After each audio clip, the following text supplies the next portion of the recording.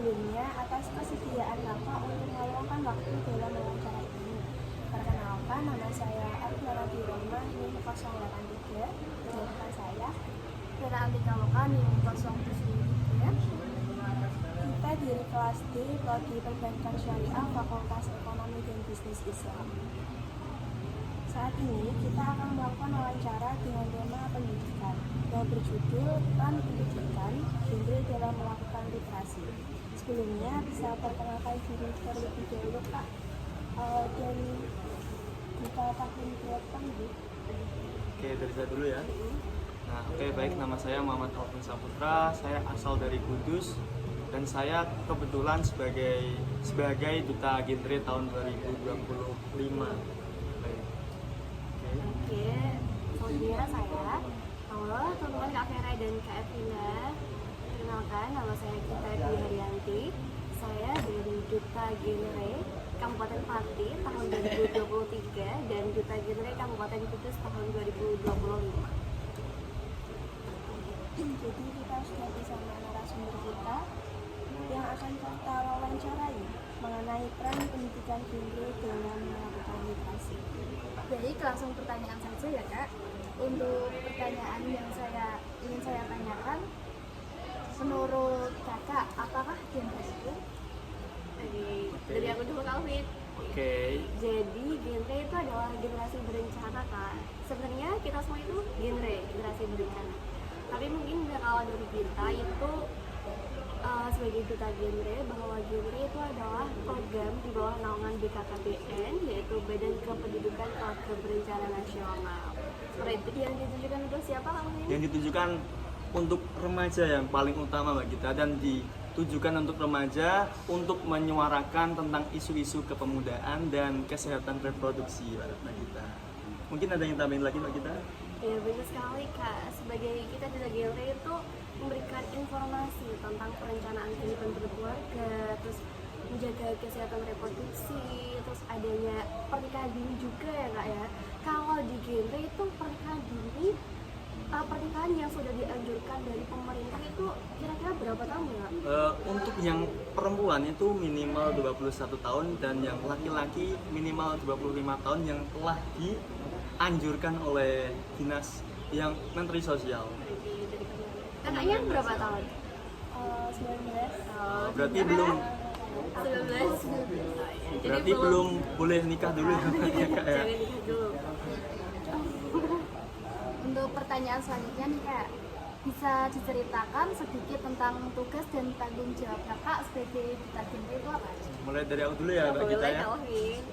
Jadi gini, tanggung jawab kita sebagai duta genre itu untuk menjadi role model dan agen perubahan, terutama menyuarakan kepada para remaja tentang isu-isu kepemudaan dan kesehatan reproduksi. Itu dari aku Mbak Gita. Ya mungkin tambah dari aku juga, itu duta genre itu seperti yang sudah disampaikan Kak Alvin, tugas kita adalah sebagai role model untuk dapat dilihat dari teman-teman yang lainnya. Terus kita memberikan literasi tentang pentingnya kesehatan reproduksi, larangan pernikahan dini, terus ada dan lain-lain, mencegah stunting juga ya, karena kita adalah remaja yang nantinya akan menjadi orang tua, seperti itu Kak. Baik Kak, untuk pertanyaan yang selanjutnya, menurut Kakak, bagaimana pendekatan berbasis genre dapat membantu remaja dalam meningkatkan literasi? Jadi aku dulu Kak Alvin. Boleh Kak Gita. Seperti yang sudah kita lihat ya Kak ya, bahwa Gen Z itu generasi yang paling malas untuk membaca, seperti itu. Jadi mungkin kalau dari kita sama-sama Gen Z itu kita menggunakan sistem yang berbasis dalam media sosial. Kita memberikan literasi atau konten-konten edukasi untuk memberikan sebuah edukasi mengenai generasi berencana tersebut. Kan gini Kak, kan pendekatan dalam pembelajaran itu sebenarnya kan dulu kan ada 3 Kak, ada reading dan listening. Tapi dengan majunya zaman sekarang ada tambahan 1 Kak, viewing. Apa itu?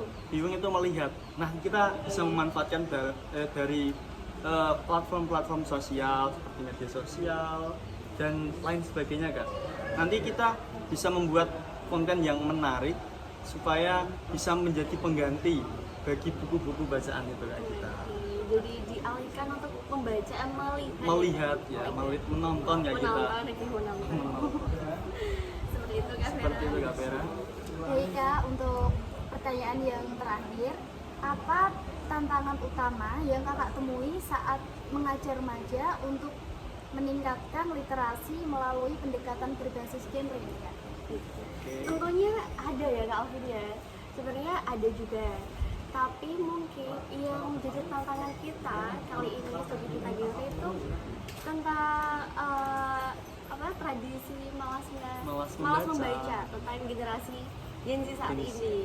Gen Z itu sukanya melihat scroll TikTok Scroll kayak gitu. scroll media sosial gitu. Dan anak-anak sekarang kalau disuruh baca itu nggak Oh, iya. kuat tahan lama gitu Kak kita. Betul. Mungkin kalau dari kita itu lebih suka kalau ada konten, lebih kurang peka tentang adanya konten-konten yang Berbau edukasi ada, gitu. berbau edukasi seperti itu. Jadi tantangan kita lebih ke malasnya generasi saat ini untuk membaca. Mungkin mereka sudah tahu seberapa besar manfaat membaca, akan tetapi mereka itu malas Kak untuk membaca. Nah tantangan kita itu menghadapi malas-malas mereka gitu. Nah itu gimana caranya konten kita bisa dibaca oleh generasi teman-teman yang lainnya seperti itu. Tadi kan permasalahan media sosial. Mhm. Nah, gimana sih Kak kalau mencari solusi dari hal tersebut? Solusinya Kak Alvin? Solusinya mungkin kita bukan hanya peserta didik dan pengajar, akan tetapi semua itu harus berperan dalam pendidikan, terkhususnya dalam menanamkan minat baca pada generasi seterusnya. Benar kan kita?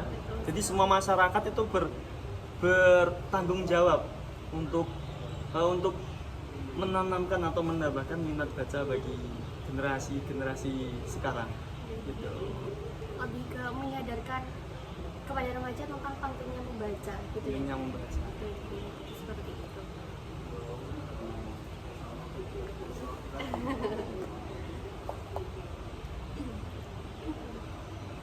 Baik Kak, terima kasih untuk informasi yang Kak Gita dan Kak Alvin sampaikan. Kita cukupi wawancara ini.